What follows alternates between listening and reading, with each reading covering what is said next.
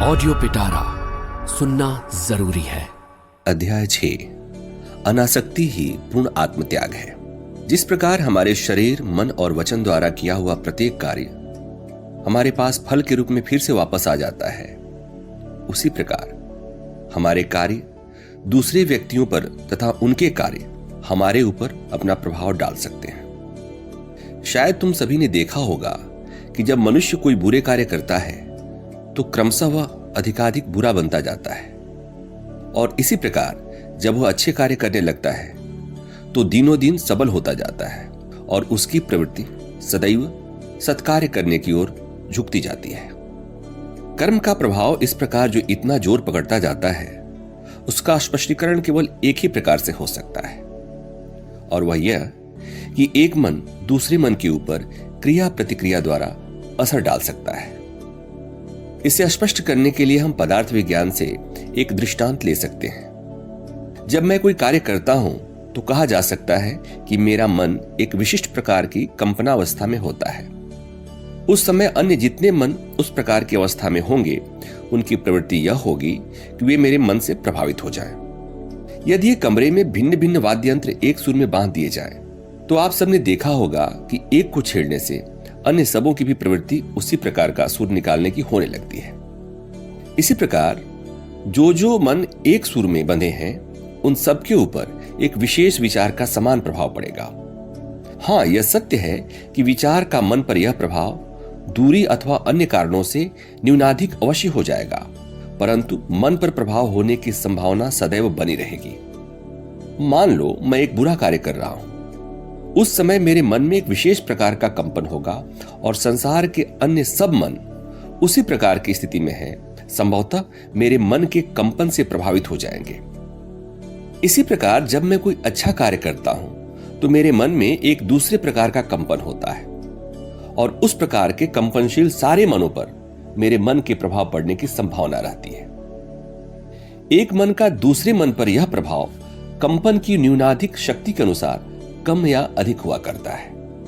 उपर्युक्त दृष्टांत को यदि हम कुछ और आगे ले जाएं तो कह सकते हैं कि जिस प्रकार कभी कभी आलोक तरंगों को अपनी गंतव्य वस्तु तक पहुंचाने के लिए लाखों वर्ष लग जाते हैं, उसी प्रकार विचार तरंगें भी कभी कभी सैकड़ों वर्ष तक आकाश में भ्रमण करती रहती हैं, जब तक कि अंत में उन्हें कोई ऐसा पदार्थ नहीं मिल जाता जिसके साथ वे एक रूप होकर कार्य कर सके।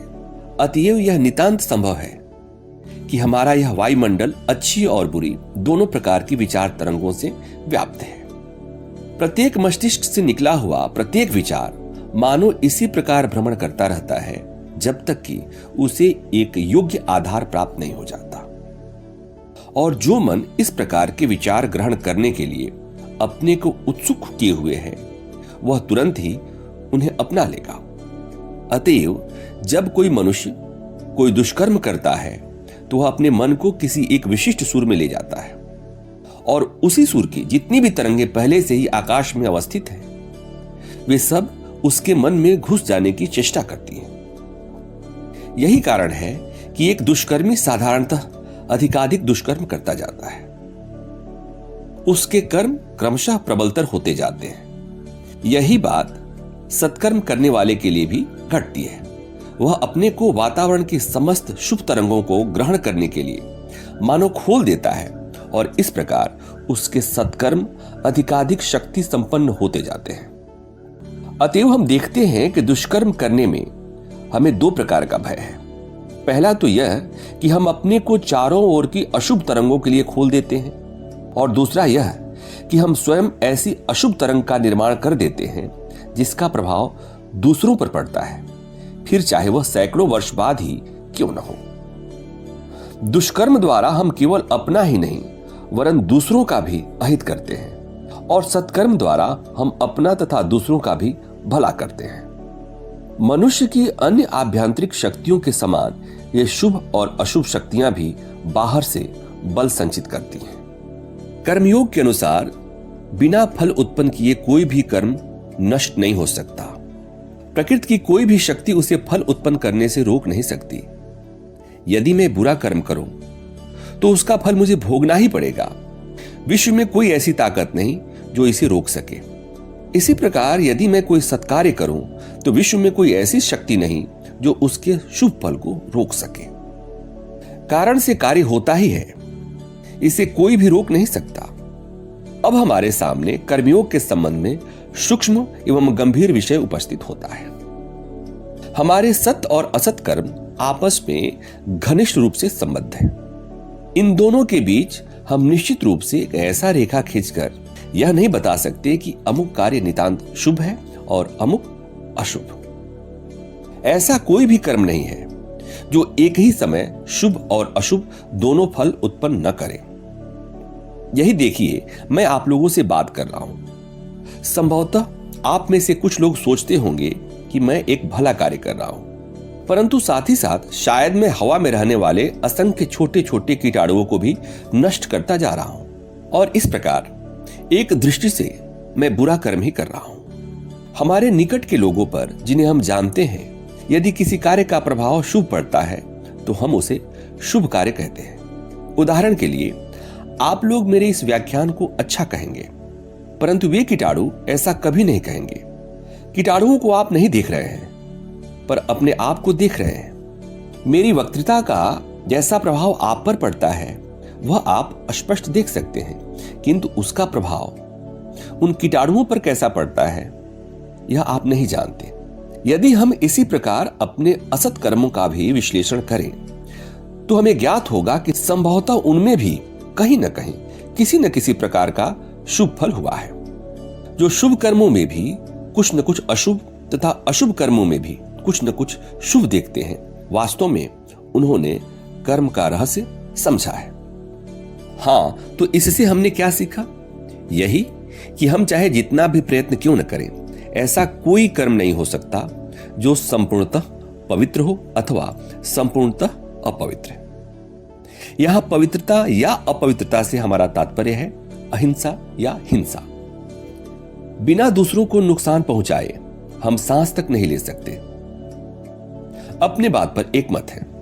सर्वोच्च आदर्श है चिरकाल के लिए संपूर्ण रूप से आत्मत्याग, जिसमें किसी प्रकार का मैं नहीं, केवल तू ही तू है। हमारे जाने या बिना जाने कर्मयोग हमें इसी लक्ष्य की ओर ले जाता है। संभव है एक धर्म प्रचारक निर्गुण की बात सुनकर चौंक उठे। उसका शायद यही दृढ़ मत हो कि ईश्वर सगुण है और वह अपने निजत्व, अपने स्वतंत्र व्यक्तित्व को, इस व्यक्तित्व के बारे में उसकी धारणा चाहे जैसी भी हो, कायम रखने का इच्छुक हो। परंतु यदि उसके नीति विषयक विचार वास्तव में शुद्ध हैं, तो उनका आधार सर्वोच्च आत्मत्याग के अतिरिक्त और कुछ हो ही नहीं सकता। यह संपूर्ण आत्मत्याग ही सारी नीति की नींव है। मनुष्य, पशु, देवता सबके लिए यही एक मूल भाव है जो समस्त नैतिक आदर्शों में व्याप्त है।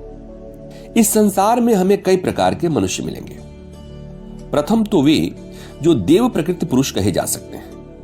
वे पूर्ण आत्मत्यागी होते हैं, अपने जीवन की भी बाजी लगाकर दूसरों का भला करते हैं। ये सर्वश्रेष्ठ पुरुष हैं। यदि किसी देश में ऐसे 100 मनुष्य भी रहे तो उस देश को फिर किसी बात की चिंता नहीं। परंतु खेद है, ऐसे लोग बहुत बहुत कम हैं। दूसरे वे साधु प्रकृति मनुष्य हैं जो दूसरों की भलाई तब तक करते हैं जब तक उनका स्वयं का कोई नुकसान न हो। और तीसरे वे आसुरी प्रकृति के लोग हैं जो अपनी भलाई के लिए दूसरों का नुकसान तक करने में नहीं हिचकते। एक संस्कृत कवि ने चौथी श्रेणी भी बताई है, जिसको हम कोई नाम नहीं दे सकते। वे लोग ऐसे होते हैं कि अकारण ही दूसरों का नुकसान करते रहते हैं। जिस प्रकार सर्वोच्च स्तर पर साधु महात्मागण भला करने के लिए दूसरों का भला करते रहते हैं, उसी प्रकार सबसे निम्न स्तर पर ऐसे लोग भी हैं जो केवल बुरा करने के लिए ही दूसरों का बुरा करते रहते हैं। ऐसा करने से उन्हें कोई लाभ नहीं होता, यह तो उनकी प्रकृति ही है। संस्कृत में 2 शब्द हैं, प्रवृत्ति और निवृत्ति। प्रवृत्ति का अर्थ है किसी वस्तु की ओर प्रवर्तन या गमन, और निवृत्ति का अर्थ है किसी वस्तु से निवर्तन या दूरगमन। किसी वस्तु की ओर प्रवर्तन का ही अर्थ है हमारा यह संसार, यह मैं और मेरा। इस मैं को धन, संपत्ति, प्रभुत्व, नाम, यश द्वारा सर्वदा बढ़ाने का यत्न करना, जो कुछ मिले उसी को पकड़े रखना, सारे समय सभी वस्तुओं को इस मैं रूपी केंद्र में संग्रहित करना, इसी का नाम है प्रवृत्ति। यह प्रवृत्ति ही मनुष्य मात्र का स्वाभाविक भाव है। चहुओर से जो कुछ मिले लेना और सबको केंद्र में एकत्रित करते जाना, और वह केंद्र है उसका मधुर अहम। जब यह वृत्ति घटने लगती है, जब निवृत्ति का उदय होता है, तभी नीति और धर्म का आरंभ होता है। प्रवृत्ति और निवृत्ति दोनों ही कर्म स्वरूप हैं, एक असत कर्म और दूसरा सत्य। निवृत्ति ही सारी नीति एवं सारे धर्म की नींव है और इसकी पूर्णता ही संपूर्ण आत्मत्याग है, जिसके प्राप्त हो जाने पर मनुष्य दूसरों के लिए अपना शरीर, मन और यहां तक कि अपना सर्वस्व निछावर कर देता है। तभी मनुष्य को कर्मयोग में सिद्धि प्राप्त होती है। सत्कार्यों का यही सर्वोच्च फल है। किसी मनुष्य ने चाहे एक भी दर्शन शास्त्र न पढ़ा हो, किसी प्रकार ईश्वर में विश्वास न किया हो और अभी भी न करता हो, चाहे उसने अपने जीवन भर में एक बार भी प्रार्थना न की हो, परंतु केवल सत्कार्यों की शक्ति उसे यदि उस अवस्था में ले जाए जहां वह दूसरों के लिए अपना जीवन और सब कुछ उत्सर्ग करने को तैयार रहे, तो हमें समझना चाहिए कि वह उसी लक्ष्य को पहुंच गया है जहां एक भक्त अपनी उपासना द्वारा तथा एक ज्ञानी अपने ज्ञान द्वारा पहुंचता है। अतएव आपने देखा, ज्ञानी, कर्मी और भक्त तीनों एक ही स्थान पर पहुंचते हैं, एक ही स्थान पर आकर मिल जाते हैं, और वह स्थान है आत्मत्याग। विभिन्न दर्शनों और धर्मों में आपस में कितना भी मतभेद क्यों न हो, जो व्यक्ति अपना जीवन दूसरों के लिए अर्पण करने को उद्यत रहता है, उसके समक्ष सभी मनुष्य ससम्मान उठ खड़े होते हैं, उसके सामने भक्ति भाव से माथा नवाते हैं। यहां किसी प्रकार के मतामत का प्रश्न नहीं है। यहां तक कि वे लोग भी जो धर्म संबंधी समस्त विचारों पर नाक भौं सिकोड़ते हैं, जब इस प्रकार का संपूर्ण आत्मत्यागपूर्ण कोई कार्य देखते हैं तो उसके प्रति श्रद्धा संपन्न हुए बिना नहीं रह सकते। क्या आपने यह नहीं देखा कि एक कट्टर मतांध ईसाई भी जब एडविन अर्नोल्ड के एशिया का आलोचक नामक ग्रंथ को पढ़ता है, तो वह भी बुद्ध के प्रति किस प्रकार श्रद्धालु हो जाता है। और ये वे बुद्ध थे जिन्होंने किसी ईश्वर का प्रचार नहीं किया, आत्मत्याग के अतिरिक्त जिन्होंने अन्य किसी बात का प्रचार नहीं किया। इसका कारण केवल यह है कि मतांध व्यक्ति यह नहीं जानता कि उसका स्वयं का जीवन लक्ष्य और उन लोगों का जीवन लक्ष्य जिन्हें वो अपना विरोधी समझता है, बिल्कुल एक ही है। एक उपासक अपने हृदय में निरंतर ईश्वरी भाव एवं साधु भाव रखते हुए अंत में उस एक ही स्थान पर पहुंचता है और कहता है, प्रभु जैसी तेरी मर्जी। वह अपने नाम में कुछ बचा नहीं रखता। यही आत्मत्याग है। एक ज्ञानी भी अपने ज्ञान द्वारा देखता है कि उसका यह तथाकथित भासमान अहम केवल एक भ्रम है, और इस तरह वह उसे बिना किसी हिचकिचाहट के त्याग देता है।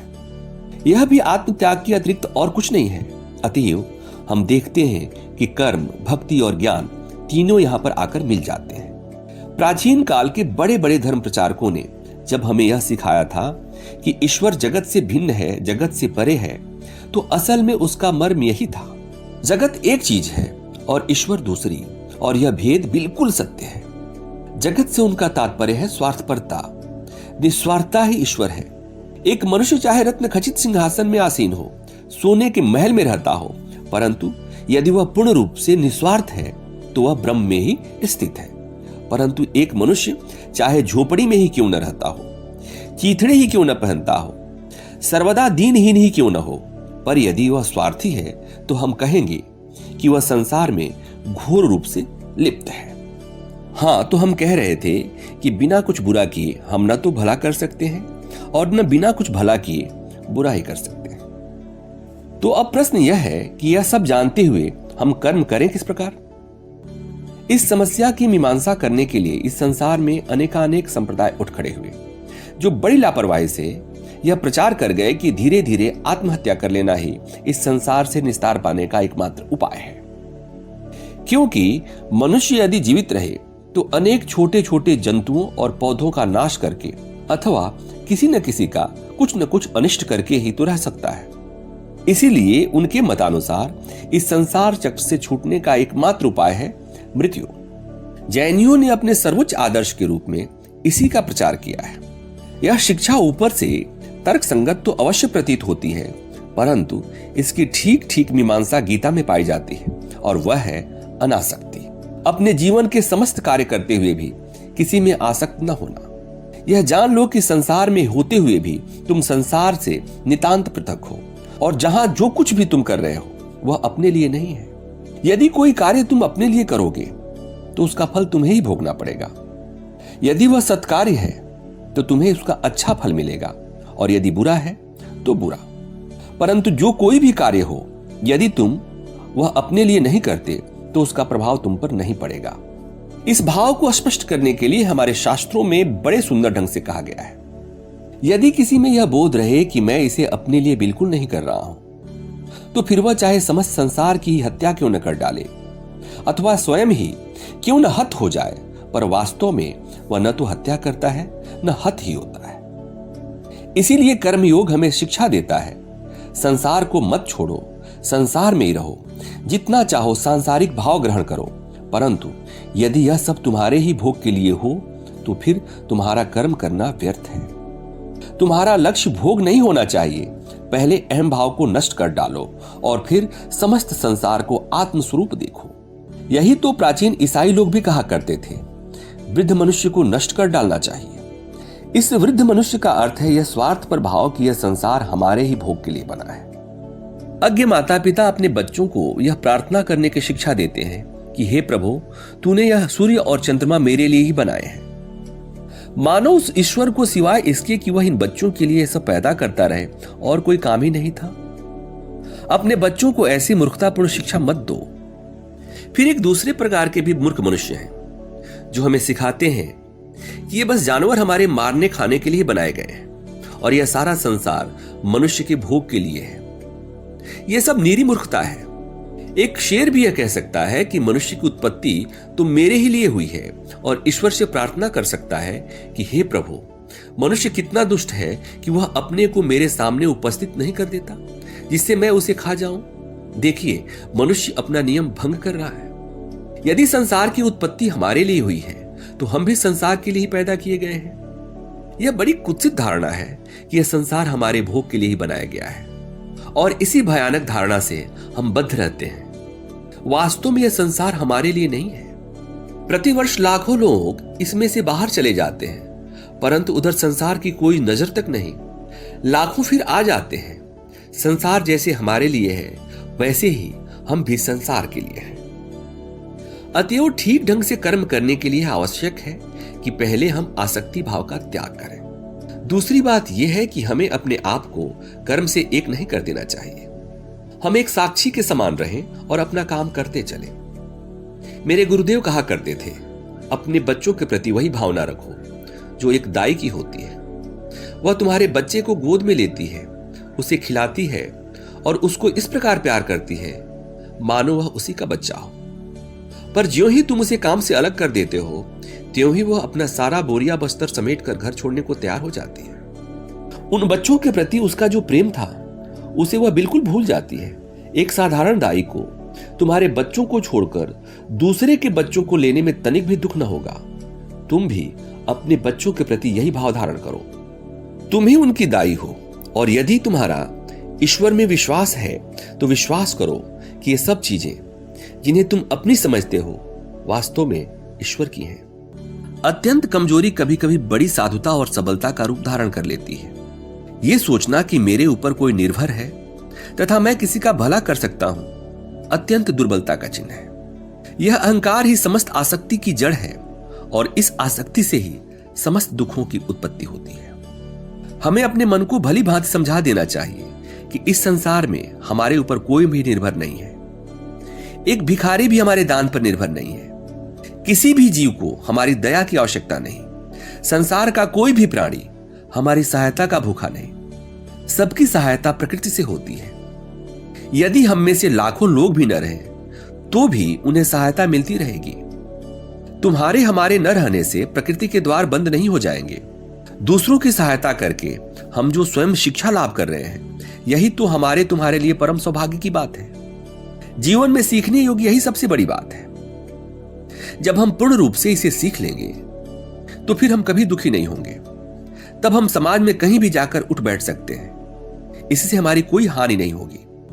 तुम चाहे विवाहित हो, तुम्हारे दल के दल नौकर हो, बड़ा भारी राज्य हो, पर यदि तुम इस तत्व को हृदय में रखकर कार्य करते हो कि यह संसार मेरे भोग के लिए नहीं है और इसे मेरी सहायता की कतई आवश्यकता नहीं, तो यह सब रहने पर भी तुम्हारा कुछ नहीं बिगड़ेगा। हो सकता है इसी साल तुम्हारे कई मित्रों का निधन हो गया हो, तो क्या भला संसार उनके फिर वापस आने के लिए रुका हुआ है? क्या इसकी गति शिथिल हो गई है? नहीं, ऐसा नहीं हुआ, यह तो जारी ही है। अतएव अपने मन से यह विचार निकाल दो कि तुम्हें इस संसार के लिए कुछ करना है। संसार को तुम्हारी सहायता की तनिक भी आवश्यकता नहीं। मनुष्यों का यह सोचना निरी मूर्खता है कि वह संसार की सहायता के लिए पैदा हुआ है। यह केवल अहंकार है, निरी स्वार्थता है जो धर्म की आड़ में हमारे सामने आती है। जब तुम्हारे मन में इतना ही नहीं बल्कि तुम्हारे स्नायुओं और मांसपेशियों तक में यह शिक्षा भली भांति बीत जाएगी कि संसार तुम्हारे अथवा अन्य किसी के ऊपर निर्भर नहीं है, तो कर्म से तुम्हें फिर किसी प्रकार की दुख रूपी प्रतिक्रिया नहीं होगी। यदि तुम किसी मनुष्य को कुछ दे दो और उससे किसी प्रकार की आशा न करो, यहां तक कि उससे कृतज्ञता प्रकाशन की इच्छा भी न रखो, तो यदि वह मनुष्य कृतज्ञ भी हो जाए तो भी उसकी कृतज्ञता का तुम्हारे ऊपर कोई प्रभाव नहीं पड़ेगा, क्योंकि तुमने तो कभी किसी बात की आशा ही नहीं की थी और न यही सोचा था कि तुम्हें उससे बदले में कुछ पाने का अधिकार है। तुमने तो उसे वही दिया जो उसे प्राप्य था। उसे वह चीज अपने कर्म से ही मिली और अपने कर्म से ही तुम उसके दाता बने। यदि तुम किसी को कोई चीज दो तो उसके लिए तुम्हें घमंड क्यों होना चाहिए? तुम तो केवल उस धन अथवा दान के वाहक मात्र हो और संसार अपने कर्मों द्वारा उसे पाने का अधिकारी है। फिर तुम्हें अभिमान क्यों होना चाहिए? जो कुछ तुम इस संसार को देते हो वह आखिर है ही कितना? जब तुम में अनासक्ति का भाव आ जाएगा तब फिर तुम्हारे लिए न तो कुछ अच्छा रह जाएगा न बुरा। वह तो केवल स्वार्थपरता ही है जिसके कारण तुम्हें अच्छाई या बुराई दिख रही है। यह समझना बहुत कठिन है, परंतु धीरे धीरे समझ सकोगे कि संसार की कोई भी वस्तु तुम्हारे ऊपर तब तक अपना प्रभाव नहीं डाल सकती जब तक कि तुम स्वयं ही उसे अपना प्रभाव डालने दो। मनुष्य की आत्मा के ऊपर किसी प्रकार की शक्ति का प्रभाव तब तक नहीं पड़ सकता जब तक वह मनुष्य स्वयं अपने को गिराकर मूर्ख न बना ले तथा उस शक्ति के बस में न हो जाए। अतएव अनासक्ति के द्वारा तुम किसी भी प्रकार की शक्ति पर विजय प्राप्त कर सकते हो और उसे अपने ऊपर प्रभाव डालने से रोक सकते हो। यह कह देना बड़ा सरल है कि जब तक तुम किसी चीज को अपने ऊपर प्रभाव न डालने दो तब तक वह तुम्हारा कुछ नहीं कर सकती, परंतु जो सचमुच अपने ऊपर किसी का प्रभाव नहीं पड़ने देता तथा बहिर्जगत के प्रभावों से जो न सुखी होता है न दुखी, उसका लक्षण क्या है? वह लक्षण यह है कि सुख अथवा दुख में उस मनुष्य का मन सदा एक सा रहता है। सभी अवस्थाओं में उसकी मनोदशा एक समान होती है। भारतवर्ष में एक महापुरुष हो गए हैं, उनका नाम व्यास था। ये बहुत बड़े ऋषि थे और वेदांत सूत्र के प्रणेता के रूप में प्रसिद्ध हैं। इनके पिता ने पूर्णत्व प्राप्त करने का बहुत यत्न किया था, परंतु वे असफल रहे। उनके पितामह तथा प्रति पितामह ने भी पूर्णत्व प्राप्ति के लिए बहुत चेष्टा की थी, किंतु वे भी सफल काम न हो सके। स्वयं व्यासदेव भी पूर्ण रूप से सफल न हो सके, परंतु उनके पुत्र शुकदेव जन्म से ही सिद्ध थे। व्यासदेव अपने पुत्र को तत्व ज्ञान की शिक्षा देने लगे और स्वयं यथाशक्ति शिक्षा देने के बाद उन्होंने शुकदेव को राजा जनक की राजसभा में भेज दिया। जनक एक बहुत बड़े राजा थे और विदेह नाम से प्रसिद्ध थे। विदेह का अर्थ होता है शरीर से पृथक। यद्यपि वे राजा थे, फिर भी उन्हें इस बात का तनिक भी भान न था कि वे एक शरीरधारी हैं। उन्हें तो सदा यही ध्यान रहता था कि वे आत्मा है। बालक शुक उनके पास शिक्षा ग्रहण करने के लिए भेजे गए। इधर राजा को यह मालूम था कि व्यास मुनि का पुत्र उनके पास तत्व ज्ञान की शिक्षा प्राप्त करने आ रहा है और इसीलिए उन्होंने पहले से ही कुछ प्रबंध कर रखा था। जब बालक राजमहल के द्वार पर आया तो संतरियों ने उसकी ओर कोई विशेष ध्यान नहीं दिया। उन्होंने बस उसे बैठने के लिए एक आसन भर दे दिया। इस आसन पर वह बालक लगातार 3 दिन तक बैठा रहा। न तो कोई उससे कुछ बोला और न किसी ने यही पूछा कि वह कौन है और क्या चाहता है। बालक शुक इतने बड़े ऋषि के पुत्र थे, उनके पिता का देश भर में सम्मान था और वे स्वयं ही प्रतिष्ठित थे, परंतु फिर भी इन क्षुद्र संतरियों ने उन पर कोई ध्यान नहीं दिया। इसके बाद अचानक राजा के मंत्री तथा बड़े बड़े राज्याधिकारी वहां पर आए और उन्होंने उनका अत्यंत सम्मान के साथ स्वागत किया। वे उन्हें अंदर एक सुशोभित गृह में लिवा ले गए, इत्रों से स्नान कराया, सुंदर वस्त्र पहनाए और 8 दिन तक उन्हें सब प्रकार के विलास में रखा, परंतु शुकदेव के प्रशांत चेहरे पर तनिक भी अंतर न हुआ। बालक शुक आज भी विलासों के बीच वैसे ही थे जैसे कि उस दिन जब वे महल के द्वार पर बैठे थे। इसके बाद उन्हें राजा के सम्मुख लाया गया।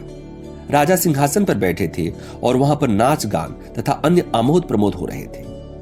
राजा ने बालक शुक के हाथ में लबालब दूध से भरा हुआ एक प्याला दिया और उनसे कहा, इसे लेकर इस दरबार की 7 बार प्रदक्षिणा कर आओ, पर देखो एक बूंद भी दूध न गिरे। बालक शुक ने दूध का प्याला ले लिया और संगीत की ध्वनि एवं अनेक सुंदरियों के बीच प्रदक्षिणा करने को उठे। राजा की आज्ञानुसार वे 7 बार चक्कर लगा आए, परंतु दूध की एक बूंद भी न गिरी। बालक शुक का अपने मन पर ऐसा संयम था कि बिना उनकी इच्छा के संसार की कोई भी वस्तु उन्हें आकर्षित नहीं कर सकती थी।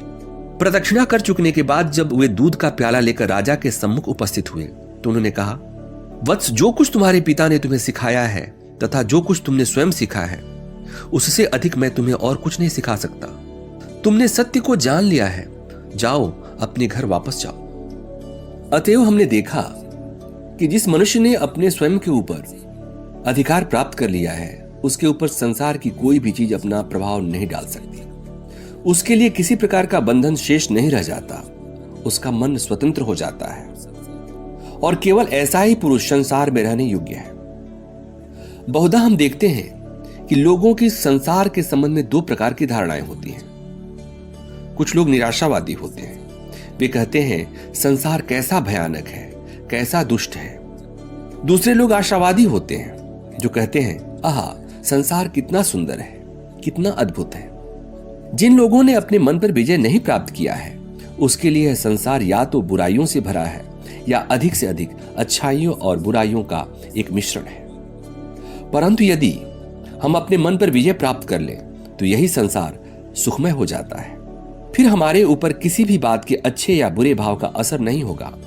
हमें कहीं भी विशृंखलता दिखाई नहीं देगी। हमारे लिए सभी कुछ सामंजस्यपूर्ण हो जाएगा। देखा जाता है कि जो लोग आरंभ में संसार को नरकुंड समझते हैं, वे ही यदि आत्मसंयम की साधना में सफल हो जाते हैं तो इस संसार को ही स्वर्ग समझने लगते हैं।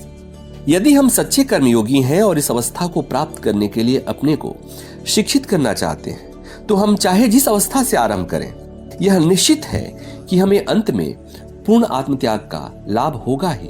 और ज्यों ही इस कल्पित अहम का नाश हो जाएगा, त्यों ही वही संसार जो हमें पहले अमंगल से भरा हुआ प्रतीत होता था, अब स्वर्ग स्वरूप और परमानंद से पूर्ण प्रतीत होने लगेगा।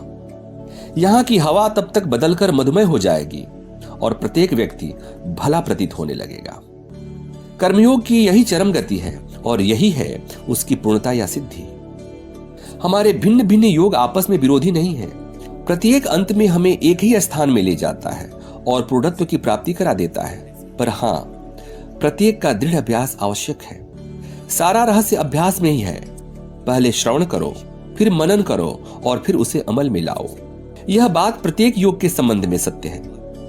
पहले तुम इसके बारे में सुनो और समझो कि इसका मर्म क्या है। यदि कुछ बातें आरंभ में स्पष्ट न हो तो निरंतर श्रवण एवं मनन से वे स्पष्ट हो जाती हैं। सब बातों को एकदम समझ लेना बड़ा कठिन है, फिर भी उनका स्पष्टीकरण आखिर तुम ही में तो है।